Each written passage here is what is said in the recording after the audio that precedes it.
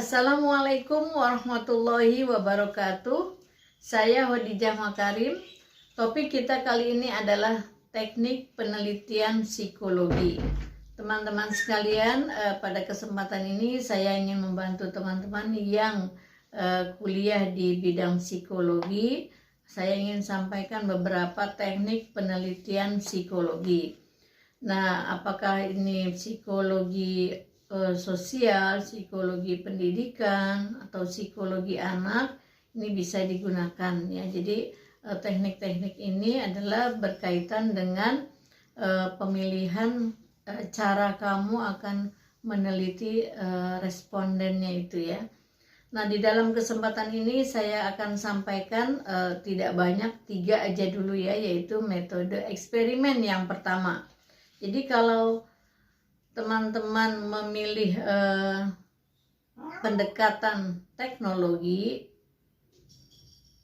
misalnya kemudian pendekatannya psikologi, bisa menggunakan ini misalnya ya. Misalnya teman-teman yang kuliah di teknologi pendidikan tapi ingin menggunakan pendekatan psikologi, itu juga bisa.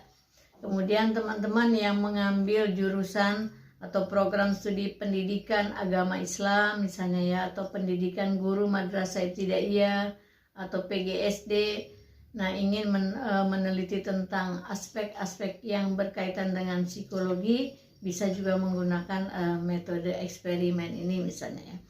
Nah, metode eksperimen ini kan ada percobaan namanya ya, jadi ada before, after, jadi ada sebelum perlakuan dan sesudah perlakuan ya. Kemudian di dalam prosesnya teman-teman harus mengikuti dari proses awal sampai akhir di dalam proses eksperimen tersebut. Nah, tentu saja awalnya tentukan dulu gejala apa yang akan diamati ya. Lalu persiapkan peralatan untuk mencatat perkembangannya. Apalagi kalau yang berkaitan dengan individu ya, perkembangan individu itu harus hati-hati dicatat. Nah, pencatatannya tentu sudah ada polanya. Jadi kalau kondisi sebelumnya seperti apa, syarat-syaratnya tentukan, lalu kondisi yang sesudahnya seperti apa. Apakah teman-teman akan menggunakan kelompok kontrol misalnya, nah itu juga syarat-syaratnya apa itu sudah disiapkan, jangan sampai salah memilih ya. Jadi karakteristik respondennya itu harus disiapkan betul antara kelompok kontrol dengan kelompok yang tidak mendapatkan perlakuan ya. Itu yang pertama adalah metode eksperimen. Kemudian yang kedua ini adalah yang populer, yaitu metode wawancara. Nah, metode wawancara ini tinggal pilih misalnya mau wawancara terbuka atau wawancara tertutup. Kalau teman-teman menggunakan pendekatan kualitatif, biasanya menggunakan wawancara terbuka ya. Panduannya adalah garis besarnya saja.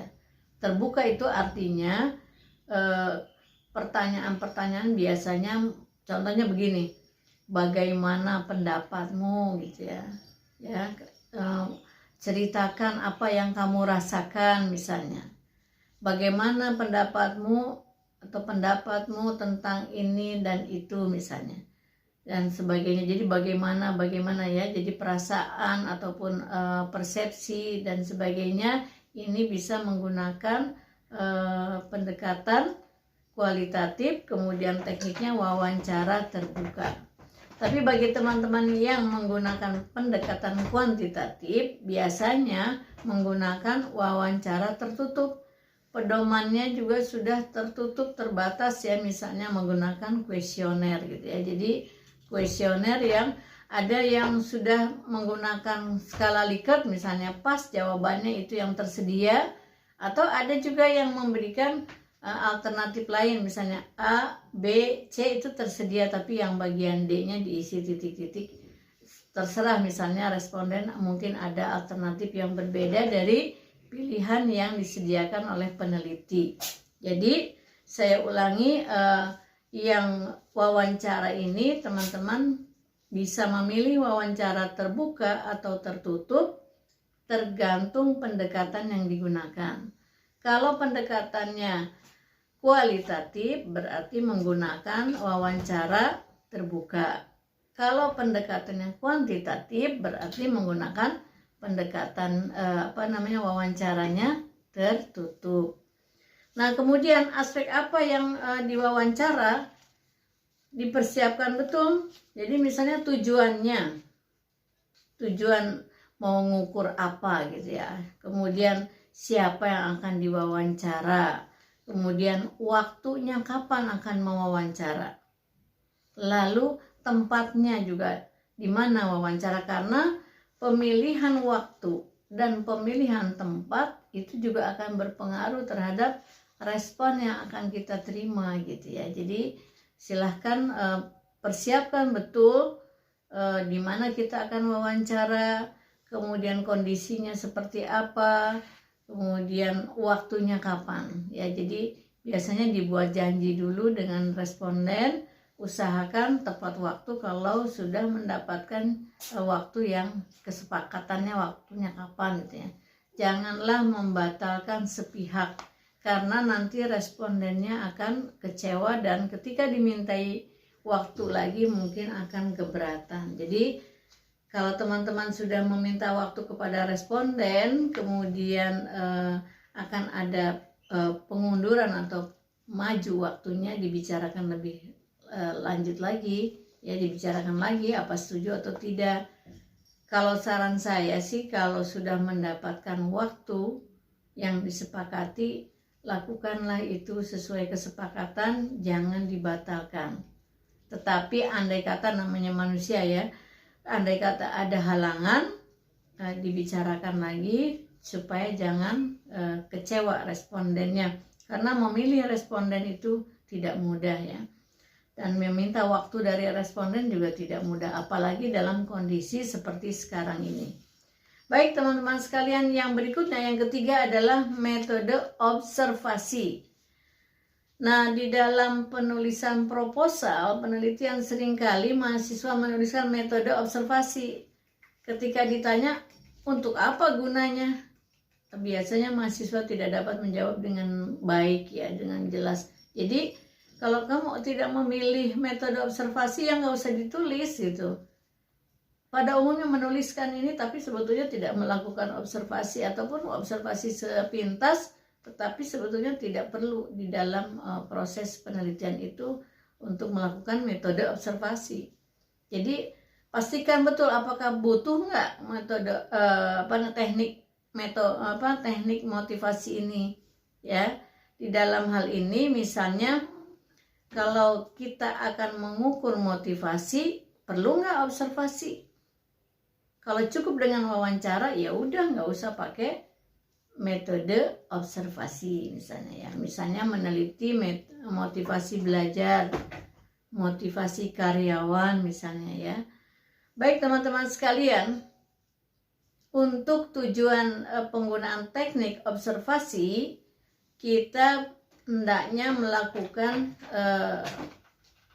perencanaan, misalnya tujuannya untuk apa, kemudian siapa yang diobservasi, kapan mau mengobservasi, di mana lokasinya, dan dalam situasi apa.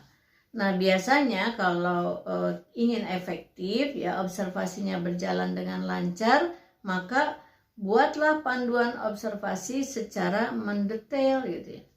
Nah, ini jarang dilaksanakan oleh mahasiswa. Biasanya mahasiswa melakukan observasi membawa catatan, tetapi tidak mendetail gitu ya pedomannya, sehingga nanti ada bagian-bagian yang terlewat. Kalau saran saya, sebaiknya apa yang akan diobservasi, pedomannya dituliskan secara detail dalam bentuk kolom-kolom gitu ya, sehingga kamu nanti akan mudah mana yang tinggal dicontreng aja gitu. Jadi oh ini ada, ini tidak ada, ini ada tidak ada misalnya. Tinggal nanti secara umum apa yang kamu ingin catat kan sudah ada di dalam proses pengamatanmu misalnya. Tetapi kalau yang panduannya langsung aja dibuat kolom-kolom, ada apa aspek yang diobservasi, lalu ada atau tidak ada, ukurannya apa, itu sebuah kolom itu sudah disediakan ya. Berapa kolom tergantung, misalnya kalau tujuannya hanya ingin melihat ada atau tidak ada aspek yang diobservasi, ya buat 2 kolom misalnya, ya kan. Tergantung kamu mau buat berapa kolom misalnya. Itu tergantung kepada ukuran-ukuran yang akan kamu lakukan pada saat observasi. Jadi tinggal contreng-contreng gitu. Tidak ada yang terlewat. Tapi kalau misalnya hanya membuat catatan dalam garis besar, tidak ada panduan yang secara mendetail, nanti ada bagian-bagian yang terlewat di dalam proses observasi itu. Nah, biasanya dalam observasi ini nanti setelah observasi dilanjutkan dengan metode yang lain yang relevan misalnya. Nah, kalau observasinya gagal yang pertama, berarti kamu melakukan observasi yang kedua gitu ya. Kalau yang kedua gagal, berarti melakukan lagi observasi yang ketiga. Berapa kali observasi tergantung tujuan dan keberhasilan proses observasi itu. Nah, baik teman-teman, itu saja dulu, barangkali ini bisa membantu. Mudah-mudahan dari tadi teknik yang terakhir ya observasi, kemudian tadi wawancara, dan yang pertama adalah eksperimen.